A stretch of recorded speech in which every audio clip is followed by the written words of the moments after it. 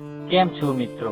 મને ખબર છે કે તમને આ વિડિયો સ્કીપ કરવાની બહુ જલ્દી હશે, પરંતુ આજે મેં કંઈક એવું કાર્ય કર્યું છે જે દરેક વ્યક્તિએ કરવું જોઈએ. શું તમે જાણો છો કે રસ્તામાં પડેલા મૃત જીવની અવગણના કરવી એ એક પાપ છે? પહેલા આ વિડિયો જુઓ. આ કાગડો મરી ગયો છે તો આપણે એને સારી જગ્યાએ દાટી દઈશું, જેથી કૂતરા કે કોઈ બીજા પ્રાણીઓ આને ખાઈ ના શકે. कि फिर उड़ ना पाया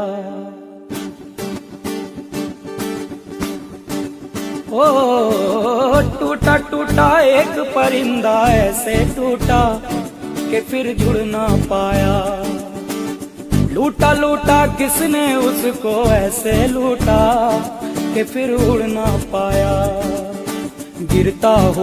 જો હું એ મૃત કાગડાને એ જ હાલતમાં છોડી દેત તો બીજા જંગલી જીવો તેના શરીરને ફાડી ખાત અથવા તો ગંદકી ફેલાત, તો મેં એને સામાન સાથે માટીમાં દાટી દીધો.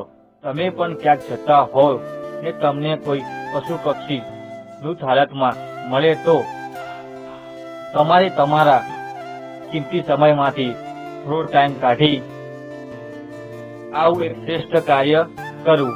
જો તમે પોતે એકલા સક્ષમ ન હોવ તો આસપાસના લોકોની સહાય લેવી, અથવા તો આપણા ગુજરાતની અંદર ગમે ત્યાં કોઈ પશુ પક્ષી ઈજાગ્રસ્ત હાલતમાં જોવા મળે તો 1962 પર કોલ કરી માનવતા હજુ જીવે છે તેનું શ્રેષ્ઠ ઉદાહરણ આપો. આ 1962 એ ગુજરાત સરકાર દ્વારા અબોલા જીવો માટે કરુણા એમ્બ્યુલન્સ કરી એક સેવા જાહેર કરવામાં આવી છે.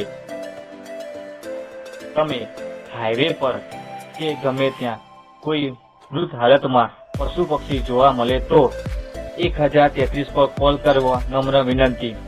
આ પણ NHAI ની એક સંસ્થા છે.